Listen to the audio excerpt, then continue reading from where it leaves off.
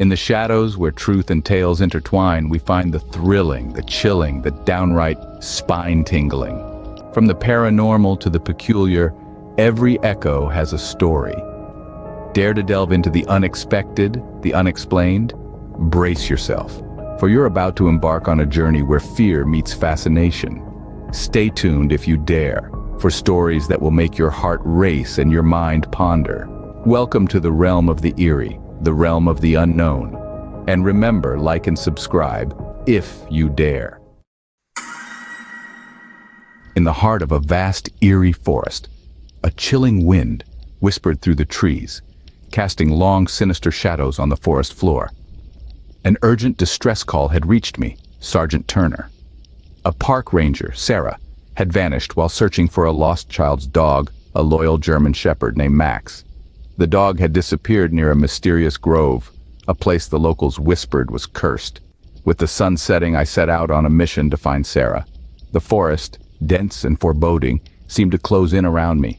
The deeper I ventured, following Sarah's path, the more the sense of unease grew. The grove, a place of twisted trees and gnarled branches, loomed ahead. The rustling leaves whispered an ominous warning. The grove, cursed and feared, was now before me. Its silent, dark presence seemed to pulse with a malevolent energy. The forest seemed to close in around me, and every rustling leaf felt like an ominous whisper. I reached the cursed grove, where the trees were twisted and gnarled, their branches contorted into grotesque shapes. As I ventured deeper, the forest seemed to take on a life of its own. The leaves rustled ominously, the wind howling through the gnarled boughs, whispering secrets of a forgotten past. This was not a place for the living. It was as if time itself had stopped, surrendering to the unyielding grasp of a malevolent presence that pervaded the air. The grove's curse was palpable, a chilling reminder of lost souls and tales of horror whispered by the locals. As I pressed on, the cold grip of fear tightened around my heart. The forest's eerie silence was broken only by the creaking of ancient trees and the distant echo of my own footsteps. But I was not alone. A feeling of being watched, of being hunted, lingered in the air. The forest had eyes, and they were on me. Suddenly, I stumbled upon a scene of chaos. An abandoned campsite scattered with Sarah's belongings. Her tent was torn to shreds, the remnants flapping mournfully in the wind. Her backpack lay nearby, its contents strewn about as if in a violent struggle. Her radio, our only link to the outside world, smashed to pieces. I felt a cold shiver run down my spine. Sarah was an experienced ranger, well versed in the dangers of the wilderness. Whatever had done this was no ordinary predator. It was something far more sinister, something that lurked in the shadows of the cursed grove. I picked up a photo from the wreckage, a picture of Sarah with Max, the lost German shepherd. Her smile seemed to mock the grim reality of our situation. I clutched the photo close, a grim reminder of what was at stake. The realization hit me like a punch to the gut. This was no ordinary search and rescue. I was dealing with something beyond comprehension, something malevolent and supernatural that had taken Sarah. Panic set in as I realized something malevolent had taken her. I was in the heart of the cursed grove, and the real horror was just beginning. My training and instincts told me that I was not alone in the woods. A shiver ran down my spine, the hair on the back of my neck standing on end. The eerie silence was punctuated by the distant, haunting hoot of an owl, and the wind seemed to carry whispers of foreboding. The unseen terror was tangible, a malevolent force that seemed to pulse with the very heartbeat of the forest. Every shadow seemed to conceal a lurking dread, every rustle of the leaves a threatening presence. Yet, I couldn't see it, couldn't pin it down. It was an unseen terror, a phantom that existed on the periphery of my senses. The forest, once a familiar and comforting presence, had turned into a living nightmare, pulsating with an energy that was as ancient as it was malevolent. I could feel the forest warning me, urging me to retreat. The trees seemed to shudder, their branches creaking in the wind. The leaves rustled ominously, whispering words of caution. The very air seemed to grow colder, the wind carrying an icy chill that seeped into my bones. The forest was alive, and it was watching me. Yet I pushed forward, my determination unwavering. Fear gnawed at the edges of my mind, but I shoved it aside. Sarah was out there, somewhere in this cursed forest. She was alone, terrified, and in danger. I could not, would not abandon her. I thought of her frightened face, her desperate pleas for help echoing in the darkness. The thought of her in the clutches of this unseen terror spurred me on. I moved deeper into the forest, every step taking me further into the heart of the unseen terror. The forest seemed to grow darker, the shadows lengthening and twisting into grotesque shapes. The unseen terror was all around me now, a palpable force that seemed to close in from all sides. Yet I refused to falter. I would face this terror, confront the unseen, and find Sarah, but I couldn't. Sarah was out there somewhere, and I would not abandon her. Finally, I heard a faint, desperate cry for help. The sound cut through the eerie silence, a beacon in the enveloping darkness. It was Sarah's voice, a trembling plea carried on the wind, echoing from the heart of the cursed grove. It was a sound that propelled me forward, through the thick undergrowth and beneath the gnarled branches of the ancient trees. The forest seemed to tighten its grip, its shadows growing darker and more sinister with each step. But I pushed on, driven by the desperation in Sarah's voice. The whispers of the trees grew louder, their warnings growing more urgent, but I blocked them out, focusing only on the distant cry that guided my path. As I ventured deeper into the grove, the air grew heavier, the darkness more oppressive. I felt a chill creep up my spine, an instinctual warning of the horror that awaited me. But I couldn't turn back, not when Sarah's life hung in the balance. And then I saw her, bound to a tree in the heart of the grove, her face pale and etched with terror, her eyes wide with fear yet filled with hope at my arrival. But it was the scene that surrounded her that sent a wave of dread coursing through my veins. Surrounding her were grotesque, shadowy figures with twisted limbs and hollow eyes. They were not human, not even remotely. Their forms shifted and swirled in the darkness, an unholy gathering of ancient, malevolent entities. Their voices rose in an eerie chant, a language that seemed as old as the grove itself. The sight of them sent a jolt of terror through me, but I swallowed my fear, knowing that I was Sarah's only hope. I steeled myself, ready to confront the horrors that hid within the heart of the cursed grove. I would not abandon Sarah to this nightmarish fate. I would fight, until my last breath if necessary, to bring her home. Surrounding her were grotesque, shadowy figures with twisted limbs and hollow eyes. They were the embodiment of the forest's curse, the unseen terror that had haunted these woods for generations. And now, I stood face to face with them, ready to challenge the darkness. I fought through the darkness and confronted the creatures, my flashlight cutting through their malevolent forms. The beam of light felt like a sword in my hand, a beacon slicing through the oppressive gloom, illuminating the grotesque faces of the entities that lurked there. As the light washed over them, I could see their true forms. They were not creatures of flesh and blood, but entities of shadow and horror, tied to the very fabric of the grove. Their twisted limbs writhed and contorted in the harsh glare, their hollow eyes reflecting a malevolence that seemed as old as the forest itself. I stood my ground, facing the abhorrent figures, my heart pounding in my chest like a war drum. The fear was there, of course, but it was overpowered by a fierce determination, a burning resolve to save Sarah from these monstrous beings. The creatures recoiled from the light, their eerie incantations faltering as they shrank back into the shadows. The forest echoed with their shrieks of frustration and anger, a cacophony that sent chills down my spine. With the creatures momentarily at bay, I rushed to Sarah's side, my hands shaking as I untied the bindings that held her. Her eyes wide with terror met mine, and I could see the relief wash over her as I helped her to her feet. We didn't waste any time. The forest was still alive with the sounds of the retreating creatures, a chilling reminder of the horrors that lurked in the shadows. We knew we had to get out of there, to escape the cursed grove and its monstrous inhabitants. With Sarah clinging to me, we stumbled through the underbrush, the forest seeming to close in around us.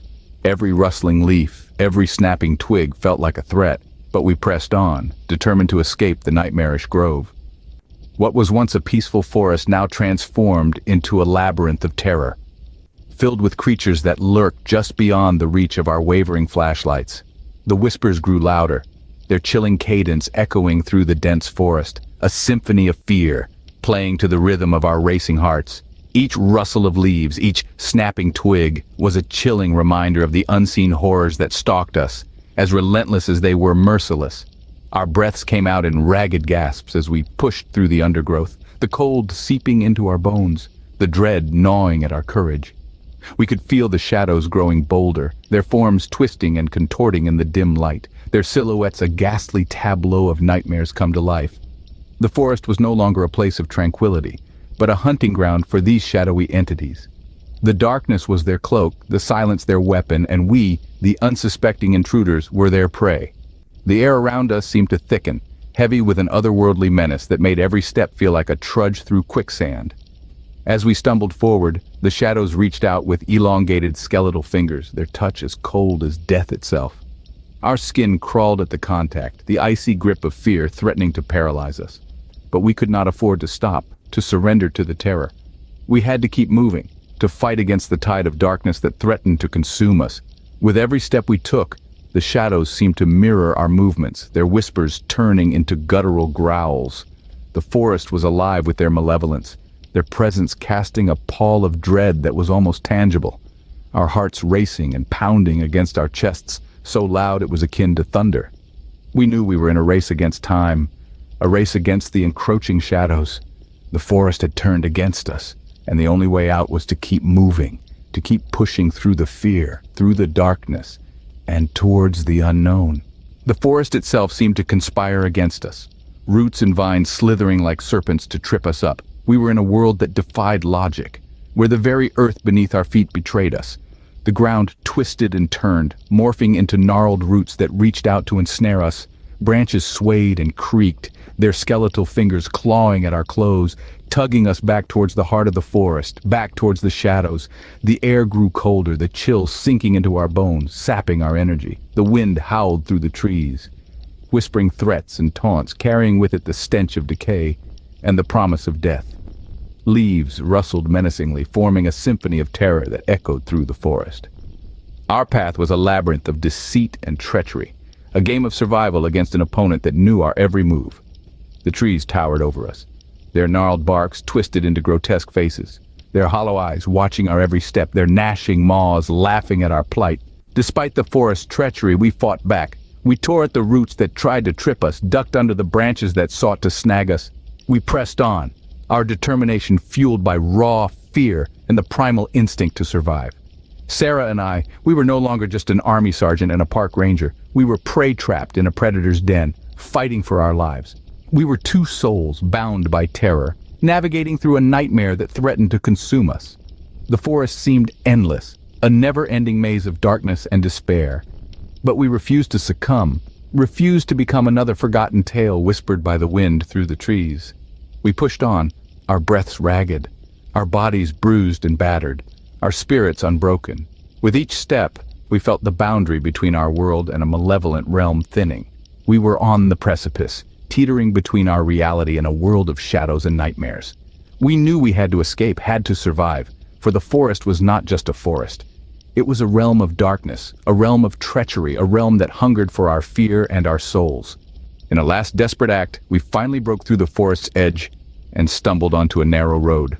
The world seemed to shift as we emerged from the forest's suffocating darkness into the open.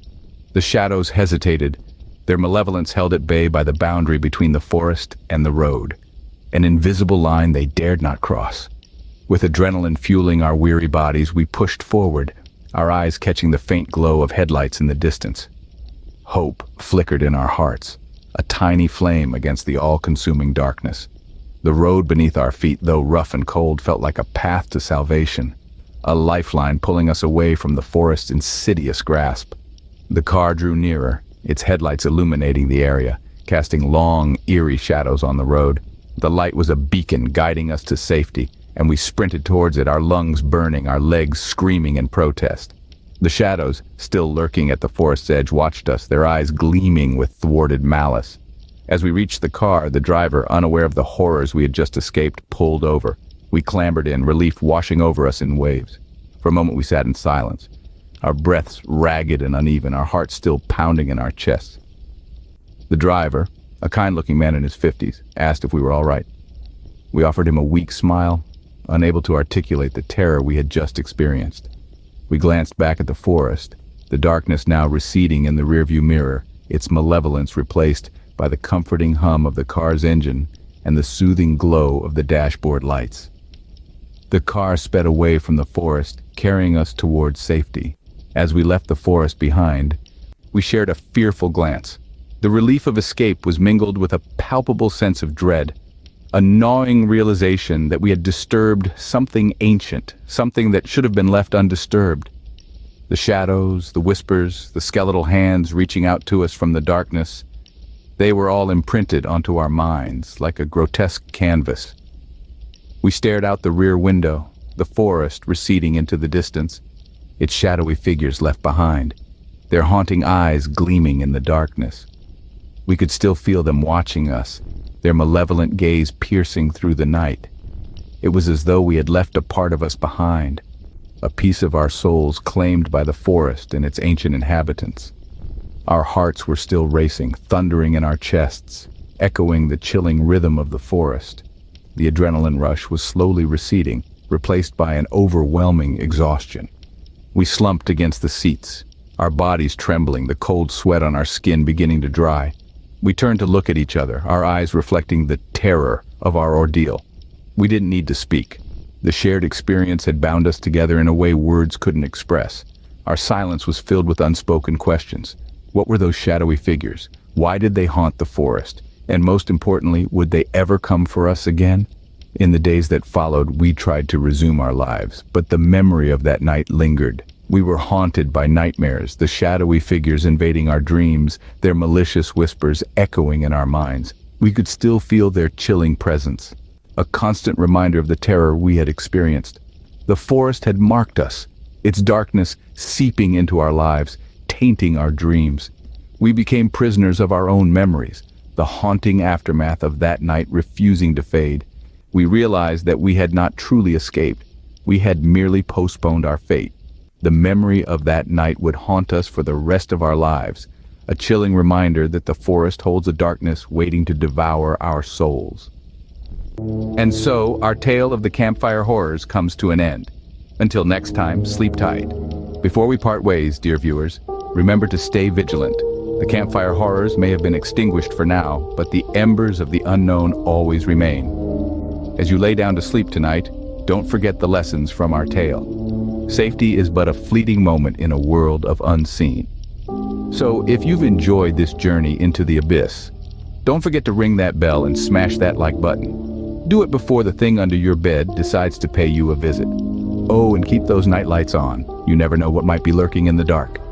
Thank you for embarking on this terrifying adventure with us. Until our paths cross again in another tale of the unknown. Goodbye and sweet dreams, if you can.